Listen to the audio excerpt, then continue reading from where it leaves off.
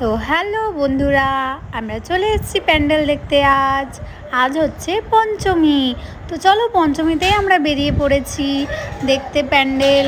এটা কোন জায়গা বলো তো, তোমরা কমেন্টে বলো, আমি বলছি, দাঁড়াও একটু পর। তো অপূর্ব সুন্দর প্যান্ডেল হয়েছে, খুবই সুন্দর হয়েছে প্যান্ডেল।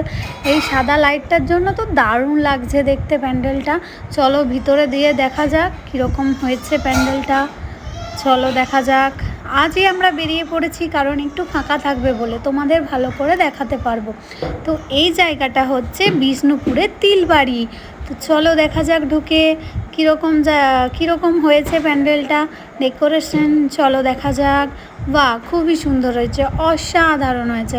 ওই যে উপরে দেখছো একটা ঝাড়বাতি, আর প্রত্যেকটাই লাইট দেওয়া আছে।